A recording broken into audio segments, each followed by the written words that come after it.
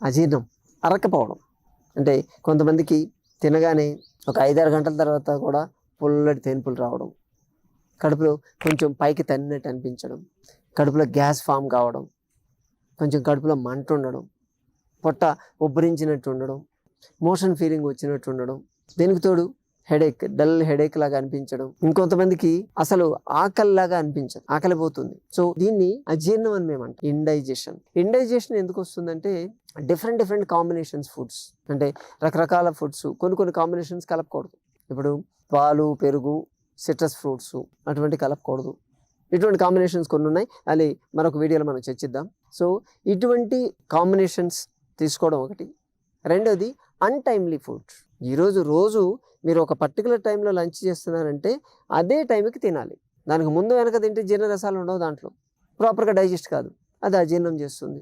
అలాగే unhealthy foods, refined foods ఎక్కువ తీసుకోవడం, రెడీలీ తీసుకోగానే ఎనర్జీ వచ్చేయాలని చెప్పి బయట దొరికేటువంటి ఫాస్ట్ ఫుడ్స్ ఎక్కువ వాడడం, ఫైబర్ లేకపోవడం, ఇంకా ముఖ్యంగా ప్రాపర్ ఎక్సర్సైజ్ లేకపోవడం, అంతకన్నా ముఖ్యంగా ప్రాపర్ నీళ్లు తాకపోవడం. కనీసం గంటకి ఒకసారైనా లిక్విడ్ తీసుకోవాలి.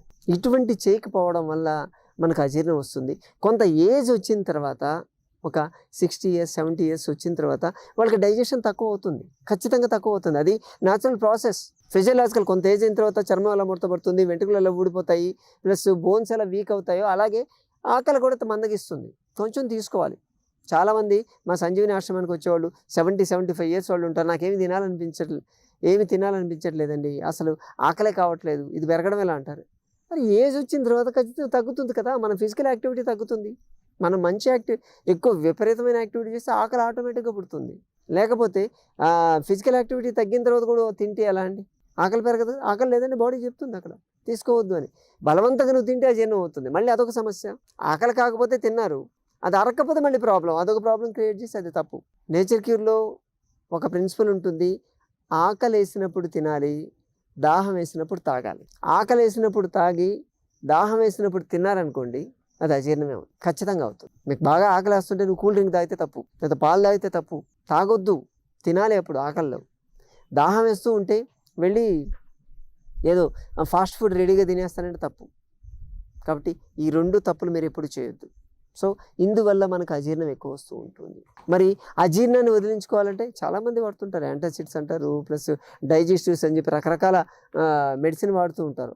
ఆల్రెడీ అన్యాచురల్ ఫుడ్స్ తీసుకోవడం వల్ల, అన్యాచురల్ లైఫ్ స్టైల్ వల్ల, హెల్దీ హ్యాబిట్స్ లేకపోవడం వల్ల మనకు అజీర్ణం వస్తే దాన్ని ఇంకా అన్హెల్దీ చేస్తే ఎలా అండి.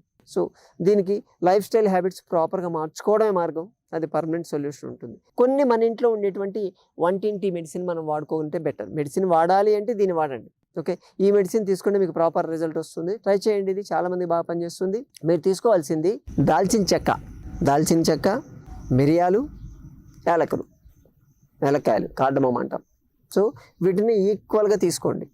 అంటే ఇప్పుడు దాల్చిన చెక్క ఒక 2 grams తీసుకున్నారనుకోండి, మిరియాలు కూడా 2 grams, యాలకులు 2 grams, 5 grams అంటే 5 grams తీసుకోండి. ఎంతైనా తీసుకోండి, ప్రాబ్లం లేదు దీంట్లో. ఎందుకంటే ఇవన్నీ కలిపి మనం పౌడర్ చేయాలి. మొత్తం కలిపి నూరేసి పౌడర్ చేయండి. పౌడర్ చేసి దాంట్లో నుంచి ఒక హాఫ్ స్పూన్ పౌడర్ తేనెలో కలిపి తీసుకోండి. అంటే హాఫ్ స్పూన్ తేనె తీసుకొని హాఫ్ స్పూన్ ఈ పౌడర్ వేసేసి ప్రాపర్గా మిక్స్ అయ్యి డైరెక్ట్ తీసేసుకోండి. తీసుకొని ఒక 2 minutes తర్వాత గోరువెచ్చని నీళ్ళు తాగండి. ప్రతి పూట పొద్దున, మధ్యాహ్నం, సాయంత్రం 3 సార్లు మీరు ఇలా కానీ చేయగలిగితే మీకున్నటువంటి అజీర్ణము ప్లస్ రుచి తెలియకపోవడము ఇవన్నీ పూర్తిగా తగ్గిపోతాయి. జస్ట్ 3 daysలోనే, అంటే 9 times చేయగలిగితే 3 daysలోనే మళ్ళీ నార్మల్ రుచి వస్తుంది. మీరు తీసుకోవాల్సిన ఏది తీసుకున్నా డైజెస్ట్ అయ్యేటువంటి కెపాసిటీ మీకు వస్తుంది. ఇది చేయొచ్చు. అజీర్ణం ఆ సిమ్టమ్స్ ఏవి మీకు కనిపించవు. చాలా సింపుల్ అండి. మన వంటింట్లో చేసుకునేది దాల్చిన చెక్క దొరుకుతుంది, ప్లస్ మిరియాలు దొరుకుతాయి, అలాగే ఇలాచి దొరుకుతుంది, యాలకులు దొరుకుతాయి. దీన్ని తీసుకోగలిగితే మనం ఈ ప్రాబ్లం రాకుండా చూసుకోవచ్చు. పొద్దున్నే తీసుకోగలిగితే ఇంకా ఈజీగా 3 సార్లు తింటే 3 సార్లు ఇది తీసుకోవాలి, 2 సార్లు తింటే 2 సార్లు తీసుకోవాలి. మళ్ళీ వేడి చేస్తుంది, అటువంటి భయాలు ఏమక్కర్లేదు. మనం తీసుకునేది 2.5 grams, అంటే మహా అయితే ఒక హాఫ్ స్పూన్ వస్తుంది అంతే. దీన్ని తీసుకోవడం వల్ల, కాకపోతే తీసుకున్న వెంటనే ఫుడ్ తినాలా అంటే లేదు, వెయిట్ చేయండి. తీసుకున్న తర్వాత కనీసం ఒక 15-20 నిమిషాలు ఆగి మీరు ఫుడ్ కానీ తీసుకోగలిగితే ఆ ఫుడ్లో ఏమున్నా కానీ ఆ ఫుడ్ వరకు ఆ పూట వరకు మీకు ఎటువంటి అజీర్ణం కాకుండా ఈ గ్యాస్ ప్రాబ్లం సిమ్టమ్స్ ఏమీ రాకుండా మిమ్మల్ని కాపాడుతుంది. కాబట్టి దీన్ని ఇంప్లిమెంట్ చేయండి.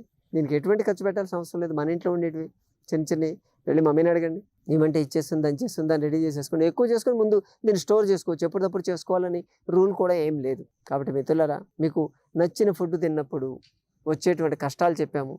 కాబట్టి ఆ కష్టాల నుంచి బయటపడేటువంటి రెమెడీ కూడా మీతో షేర్ చేసుకున్నాం. మరోసారి మరో వీడియోతో మళ్ళీ కలుసుకుందాం.